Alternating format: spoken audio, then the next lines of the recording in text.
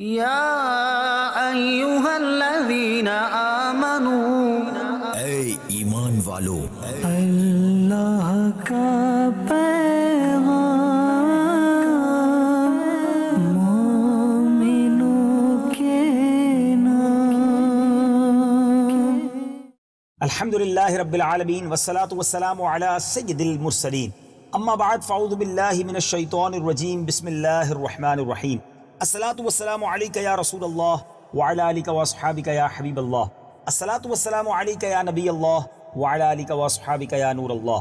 میٹھے میٹھے اسلامی بھائیوں اور مدنی چینل کے ناظرین، سلسلہ ہے اللہ کا پیغام مومنوں کے نام۔ الحمدللہ اس سلسلے میں ایک آیت قرآنی کی تلاوت سنتے ہیں، اس کا ترجمہ سنتے ہیں اور اس کی تفسیر سے چند مدنی پھول حاصل کرتے ہیں۔ الحمدللہ عز و جل آج کے سلسلے میں پارہ نمبر 7 سورہ المائدہ آیت نمبر 90 کی تلاوت سنیں گے، پھر اس کا ترجمہ سنیں گے، تفسیر صراط الجنان سے چند مدنی پھول بھی سماعت کریں گے۔ آئیے پہلے تلاوت قرآن مجید۔ یا ایہا الذین آمنوا انما الخمر والمیسر والانصاب والازلام یا ایہا الذین آمنوا انما الخمر والمیسر والانصاب والازلام رجس من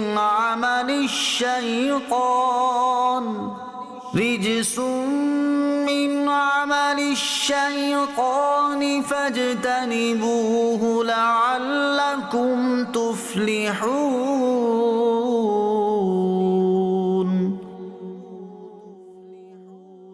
ترجمہ کنز العرفان۔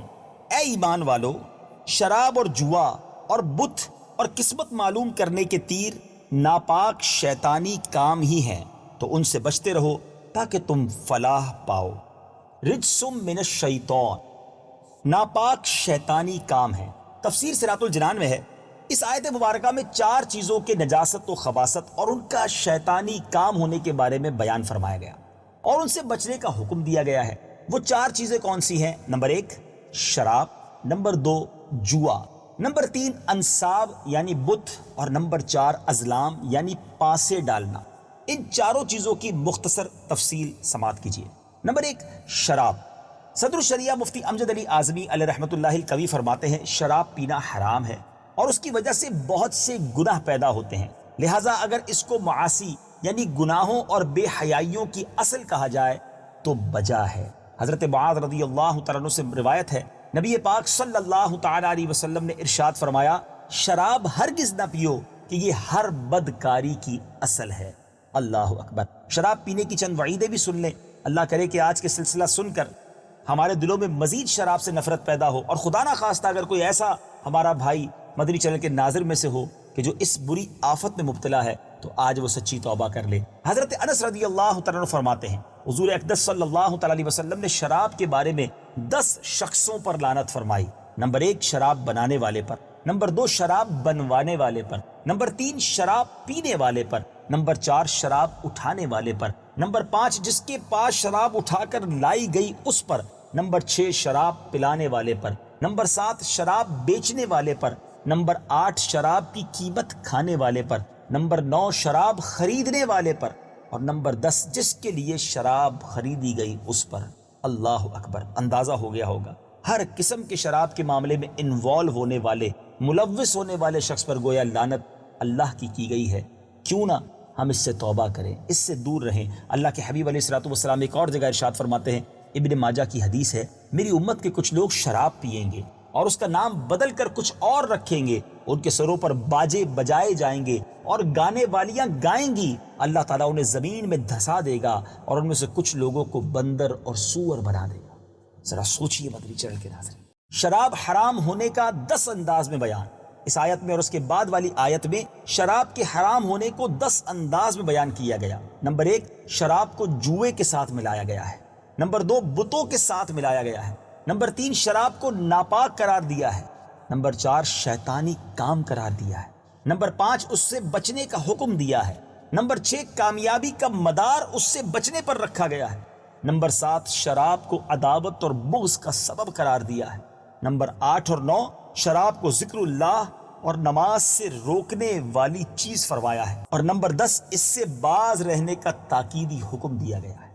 شراب نوشی کے نتائج۔ یہاں ہم شراب نوشی کے چند وہ نتائج ذکر کرتے ہیں جو پوری دنیا میں نظر آ رہے ہیں، تاکہ مسلمان ان سے عبرت حاصل کریں، اور جو مسلمان شراب نوشی میں مبتلا ہیں وہ اپنے اس برے عمل سے باز آ جائیں۔ نمبر 1 شراب نوشی کی وجہ سے کروڑوں افراد مختلف مہلک اور خطرناک امراض کا شکار ہو رہے ہیں۔ نمبر 2 لاکھوں افراد شراب نوشی کی وجہ سے ہلاک ہو رہے ہیں۔ زیادہ تر سڑک پر حادثات شراب پی کر گاڑی چلانے کی وجہ سے ہو رہے ہیں۔ نمبر 4 ہزاروں افراد شرابیوں کے ہاتھوں بے قصور قتل و غارت گری کا نشانہ بن رہے ہیں۔ نمبر 5 لاکھوں عورتیں شرابی شوہروں کے ظلم و ستم کا نشانہ بن رہی ہیں۔ نمبر 6 لاکھوں عورتیں شرابی مردوں کی طرف سے جنسی حملوں کا شکار ہو رہی ہیں۔ نمبر 7 والدین کی شراب نوشی کی وجہ سے زندگی کی توانائیوں سے عاری اور مختلف امراض میں مبتلا بچے پیدا ہو رہے ہیں۔ نمبر 8 لاکھوں بچے شرابی والدین کی وجہ سے یتیمی اور اسیری کی زندگی بسر کرنے پر مجبور ہیں۔ نمبر 9 شرابی شخص کے گھر والے اور اہل و عیال اس کی ہمدردی اور پیار و محبت سے محروم رہتے ہیں۔ نمبر 10 ان نقصانات کے علاوہ شراب کے اقتصادی نقصانات بھی بہت ہیں، جیسے کہ شراب سے حاصل ہونے والی آمدنی ان اخراجات کے مقابلے میں کچھ بھی نہیں ہے جو اس کے برے نتائج کو دور کرنے کے لیے ہو رہے ہیں۔ مثال کے طور پر شراب نوشی کی وجہ سے ہونے والی نفسیاتی اور دیگر بیماریوں کے علاج، نشے کی حالت میں ڈرائیونگ سے ہونے والے حادثات، پولیس کی گرفتاریاں اور زحمتیں، شرابیوں کی اولاد کے لیے پرورش گاہیں اور ہاسپٹل، شراب سے متعلقہ جرائم کے لیے عدالتوں کی مصروفیات، شرابیوں کے لیے قید خانے وغیرہ امور پر ہونے والے اخراجات دیکھے جائیں تو یہ شراب سے حاصل ہونے والی آمدنی سے کہیں زیادہ نظر آئیں گے۔ اللہ کرے کہ آج سچی پکی توبہ ہو جائے، اس کے قریب بھی ہم نے نہیں جانا ہے۔ اب بات کرتے ہیں جوئے کی۔ اعلیٰ حضرت امام احمد رضا خان علیہ رحمت الرحمن فرماتے ہیں جوئے کا روپیہ قطعی حرام ہے۔ جوئے کی مذمت پر اب 2 احادیث بھی سن لیجئے۔ نبی پاک صلی اللہ تعالی علیہ وسلم کا فرمان ہے، جس نے نرد شیر، یہ جوئے کا ایک کھیل کی قسم ہوتی تھی، جس نے نرد شیر یعنی جوئے کا ایک کھیل کھیلا تو گویا اس نے اپنا ہاتھ خنزیر کے گوشت اور خون میں ڈبو دیا۔ ایک اور جگہ میرے آقا علیہ الصلوۃ والسلام نے ارشاد فرمایا، جو شخص نرد کھیلتا ہے پھر نماز پڑھنے اٹھتا ہے، اس کی مثال اس شخص کی طرح ہے جو پیپ اور سور کے خون سے وضو کر کے نماز پڑھنے کھڑا ہو۔ اللہ اکبر۔ جوئے کے دنیاوی نقصانات کو کون نہیں جانتا؟ دین اسلام نے اپنے ماننے والوں کو ہر اس عمل اور عادت سے روکا ہے جس سے ان کا مالی اور جسمانی نقصان وابستہ ہو اور وہ انہیں اللہ تعالیٰ کے ذکر سے غافل کر دے۔ ایسی بے شمار چیزوں میں سے ایک چیز جوا بازی ہے جو کہ معاشرتی امن و سکون اور باہمی محبت و یگانگت کے لیے زہر قاتل ہے، اور قرآن و حدیث میں مختلف انداز سے مسلمانوں کو اس شیطانی عمل سے روکا گیا ہے۔ لیکن افسوس کہ فی زمانہ مسلمانوں کی ایک تعداد اس خبیث ترین عمل میں مبتلا نظر آ رہی ہے، اور یہ لوگ دنیا اور آخرت کے لیے حقیقی طور پر مفید کاموں کو چھوڑ کر اپنے شب و روز کو اسی عمل میں لگائے ہوئے ہیں، اور ان کی اسی روش کا نتیجہ ہے کہ ان مسلمانوں کی نہ تو دنیاوی پسماندگی دور ہو رہی ہے اور نہ ہی وہ اپنی اخروی کامیابیوں کے لیے کچھ کر پا رہے ہیں۔ ہم یہاں جوئے بازی کے 3 دنیاوی نقصانات ذکر کر دیتے ہیں تاکہ مسلمان انہیں سن کر اپنی حالت پر رحم کریں اور جوئے سے باز آ جائیں۔ نمبر 1 جوئے کی وجہ سے جوئے بازوں میں بغض، عداوت اور دشمنی پیدا ہو جاتی ہے، بسا اوقات قتل و غارت گری تک نوبت پہنچ جاتی ہے۔ نمبر 2 جوئے بازی کی وجہ سے مالدار انسان لمحوں میں غربت و افلاس کا شکار ہو جاتا ہے، خوشحال گھر بدحالی کا نظارہ پیش کرنے لگتے ہیں، اچھا خاصا آدمی کھانے پینے تک کا محتاج ہو کر رہ جاتا ہے، معاشرے میں اس کا بنا ہوا وقار ختم ہو جاتا ہے اور سماج میں اس کی کوئی قدر و قیمت اور عزت باقی نہیں رہتی۔ نمبر 3 جوئے باز نفع کے لالچ میں بکثرت قرض لینے اور کبھی کبھی سودی قرض لینے پر بھی مجبور ہو جاتا ہے، اور جب وہ قرض ادا نہیں کر پاتا یا اسے قرض نہیں ملتا تو وہ ڈاکہ زنی اور چوری وغیرہ میں مبتلا ہو جاتا ہے، حتیٰ کہ جوئے باز چاروں جانب سے مصیبتوں میں ایسا گھر جاتا ہے کہ بالآخر وہ خودکشی کرنے پر مجبور ہو جاتا ہے۔ اللہ تعالیٰ مسلمانوں کو ہدایت عطا فرمائے اور انہیں اس شیطانی عمل سے بچنے کی توفیق عطا فرمائے۔ اب وہ تیسری چیز جس کی مذمت اس آیت کریمہ میں بیان کی گئی، انصاب۔ حضرت عبداللہ ابن عباس رضی اللہ تعالیٰ عنہ سے مروی ہے کہ اس سے مراد وہ پتھر ہیں جن کے پاس کفار اپنے جانور ذبح کرتے تھے۔ امام عبداللہ بن احمد نصفی رحمۃ اللہ تعالی فرماتے ہیں اس سے مراد بت ہیں کیونکہ انہیں نصب کر کے ان کی پوجا کی جاتی ہے۔ علامہ ابو حیان محمد بن یوسف اندلسی رحمۃ اللہ تعالی علیہ فرماتے ہیں اگر انصاف سے مراد وہ پتھر ہوں جن کے پاس کفار اپنے جانور ذبح یا نہر کرتے تھے تو ان پتھروں کو ناپاک اس لیے کہا گیا تاکہ کمزور ایمان والے مسلمانوں کے دلوں میں اگر ان کی کوئی عظمت باقی ہے تو وہ بھی نکل جائے، اور اگر انصاف سے مراد وہ بت ہوں جن کی اللہ تعالیٰ کے علاوہ عبادت کی جاتی ہے، ان کے پاس جانور ذبح کیے جاتے ہوں یا نہیں، تو انہیں ناپاک اس لیے کہا گیا تاکہ سب پر اچھی طرح واضح ہو جائے کہ جس طرح اصنام سے بچنا واجب ہے اسی طرح انصاب سے بچنا بھی واجب ہے۔ اب وہ چوتھی چیز جس کا اس آیت کریمہ میں ذکر ہوا مذمت کی گئی، نمبر 4 ازلام۔ زمانہ جاہلیت میں کفار نے 3 تیر بنائے ہوئے تھے، ان میں سے ایک پر لکھا تھا ہاں، دوسرے پر لکھا تھا نہیں، اور تیسرا خالی تھا۔ وہ لوگ ان تیروں کی بہت تعظیم کرتے تھے اور یہ تیر کاہنوں کے پاس ہوتے تھے اور کعبہ معظمہ میں کفار قریش کے پاس ہوتے تھے۔ جب انہیں کوئی سفر یا اہم کام درپیش ہوتا تو وہ ان تیروں سے پانسے ڈالتے، جو ان پر لکھا ہوتا اس کے مطابق عمل کرتے تھے۔ پرندوں سے اور وحشی جانوروں سے برا شگون لینا اور کتابوں سے فال نکالنا وغیرہ بھی اسی میں داخل ہے۔ کاہنوں اور نجومیوں کے پاس جانے کی مذمت، احادیث میں کاہنوں اور نجومیوں کے پاس جانے کی شدید مذمت کی گئی ہے۔ ان میں سے 3 احادیث سماعت کیجیے۔ نمبر 1 حضرت ابو ہریرہ رضی اللہ تعالیٰ عنہ سے روایت ہے، سرکار دو عالم صلی اللہ تعالی علیہ وسلم نے ارشاد فرمایا، جو کسی نجومی یا کاہن کے پاس گیا اور اس کے قول کی تصدیق کی تو گویا اس نے اس کا انکار کیا جو حضرت محمد صلی اللہ تعالی علیہ وسلم پر نازل کیا گیا۔ نمبر 2 سرور عالم علیہ الصلوۃ والسلام نے ارشاد فرمایا، جو کاہن کے پاس آیا اور اس سے کسی چیز کے بارے میں پوچھا تو 40 راتوں تک اس کی توبہ روک دی جاتی ہے، اور اگر اس نے اس کی تصدیق کی تو کفر کیا۔ استغفر اللہ۔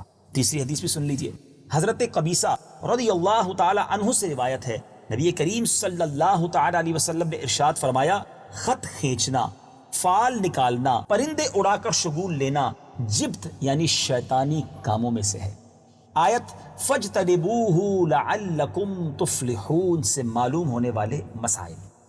اس آیت سے 2 مسئلے معلوم ہوتے ہیں۔ نمبر 1 صرف نیک اعمال کرنے سے کامیابی حاصل نہیں ہوتی بلکہ برے اعمال سے بچنا بھی ضروری ہے۔ یہ دونوں تقویٰ کے 2 پر ہیں، پرندہ ایک پر سے نہیں اڑتا۔ نمبر 2 نیکیاں حاصل کرنا اور برائیوں سے بچنا دنیا اور دکھلاوے کے لیے نہ ہونا چاہیے بلکہ کامیابی حاصل کرنے کے لیے ہونا چاہیے۔ مدنی چینل کے ناظرین غور تو کیجیے، ایک آیت کیا شاندار میسج، 4 چیزوں سے بچنے کا ہمیں حکم دیا۔ تفسیر کے مدنی پھول تو ختم ہوئے، اب میں کچھ آپ سے بات کرنا چاہتا ہوں۔ شراب، جوا، فال نکالنا، یہ تو آج بھی عام ہے نا۔ آج بھی مسلمان ان برائیوں میں مبتلا ہے۔ کس کھلے الفاظ میں، کس شاندار طریقے سے ہمیں ان چیزوں سے بچنے کا حکم دیا اور انہیں شیطان کے کام کہا گیا۔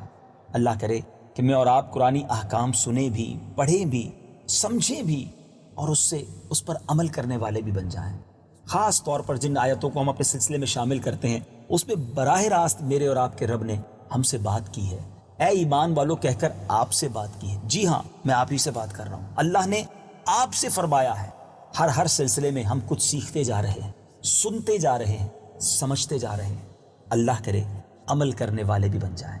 مدنی چینل دیکھتے رہیے، اگلے سلسلے اللہ کا پیغام مومنوں کے نام میں ایک اور آیت قرآنی اور اس کے تحت چند مدنی پھول لے کر حاضر ہوں گے۔ صلو علی الحبیب صلی اللہ تعالی علی محمد صلی اللہ علیہ وسلم۔ یا ایہا الذین آمنوا، اے ایمان والو، اللہ کا